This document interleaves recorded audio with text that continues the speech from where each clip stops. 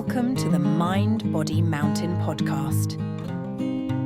Today we're looking into something many of us struggle with. That nagging feeling of not being good enough. Sound familiar? Maybe it's a voice in your head telling you that you're not smart enough, talented enough, or successful enough. Trust me, you're not alone. We will break it all down.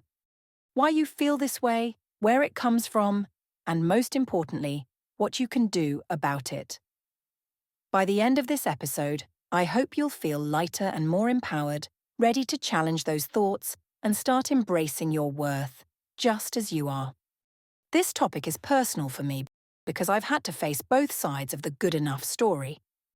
Sometimes I've had to acknowledge that I wasn't good enough in certain areas. Other times, I've come to realize that the voice telling me I wasn't good enough simply wasn't true. Let's start with the first point. Sometimes, we're not good enough, and that's okay. It's not about shame or failure. It's about facing reality so we can grow. I had to confront this when I was dealing with trauma, chronic illness, and mental health challenges like anxiety. These experiences reduced my ability to perform, and I had to face the fact that I couldn't meet certain expectations, not because I wasn't trying, but because I wasn't in a place to do so. Recognizing this was tough, but incredibly useful. It allowed me to work through those challenges, learn about nervous system regulation, and bring harmony to the different parts of myself. Today, my nervous system feels more balanced, and I'm more in tune with my inner world. But here's the other side. Sometimes the voice saying, "You're not good enough," isn't true. It's a belief that's been planted, often by past experiences or societal pressures, and it doesn't define who you are. I've come to understand that while some feelings of inadequacy are grounded in real challenges, others are conditioned thoughts that can be questioned and unlearned. Learning about internal family systems, nervous system regulation, and other mind-body modalities has meant that I've discovered a path to not only feeling good enough, but also to feeling great. This path has led me to feel more aware, resilient, and fulfilled than ever before. In the end, both truths can coexist. Sometimes we aren't good enough, and that realization can motivate growth and healing. Other times, we are more than good enough. We just need to silence that inner critic and embrace our inherent worth.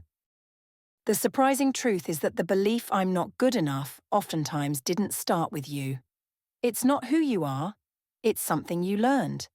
And most of the time, it starts way back in childhood. As children, we're like sponges, absorbing the words and actions of the adults around us.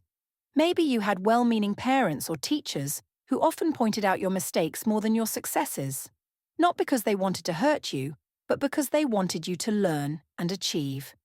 However, their feedback may not have reflected the true balance of your efforts and accomplishments, leaving you feeling like your successes weren't successes at all, as if you only had failures.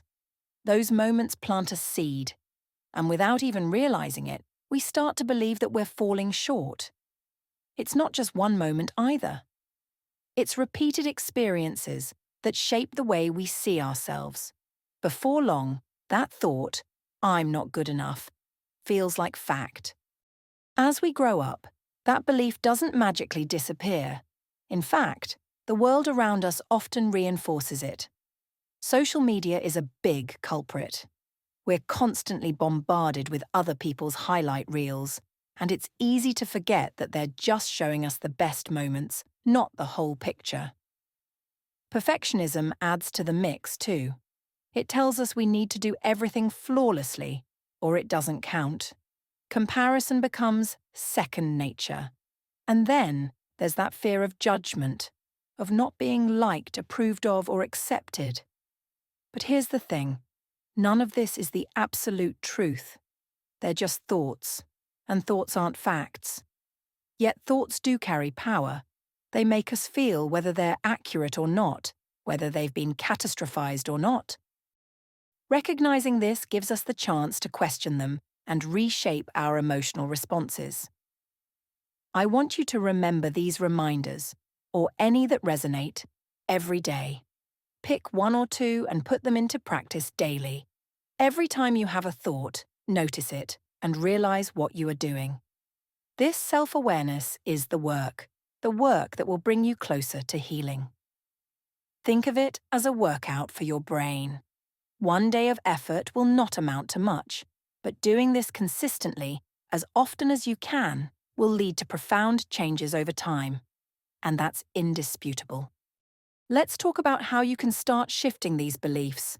I'm a big fan of internal family systems, or IFS, because it helps us understand the different parts of ourselves, especially the ones that hold the belief, I'm not good enough. IFS allows us to get to the foundations of this not good enough part. It gives us the chance to become aware of the underlying patterns and beliefs that formed it.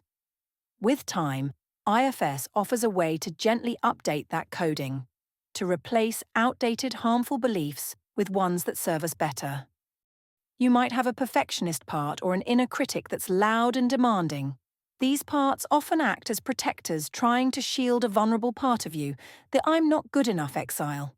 This exile is often built from deep feelings of shame or fear, which were likely formed during moments in your life when you felt unworthy or unsafe. By being overly critical or striving for perfection, these protector parts believe they are keeping you safe from rejection or failure. IFS helps us uncover these dynamics, bringing awareness to the reasons behind their actions, and over time, allows us to heal and transform the beliefs that fuel them. But instead of fighting those parts, what if you got curious about them? What if you asked, why do you feel this way? Or, what are you trying to protect me from? IFS also teaches that we all have a core self. This is the part of you that is calm, compassionate, confident, and grounded. It holds the power and clarity to help you see beyond the narratives created by your protective parts. Self isn't just about compassion. It's also about power. Healing requires both, the power to face difficult truths and the compassion to do so gently. When you connect with yourself, you can begin to nurture the parts of you that feel unworthy, guiding them toward a sense of safety and belonging. Over time, this connection allows you to update the beliefs and patterns that no longer serve you, helping you to step into a stronger, more authentic version of yourself. If there's one thing I want you to take away from this episode, it's that you are already enough. You don't have to prove your worth to anyone, not even to yourself. Thank you for spending this time with me on the Mind Body Mountain podcast. If this episode resonated with you, please share it with someone who might need to hear this message. And if you enjoyed it, don't forget to give it a thumbs up, subscribe, and leave a comment.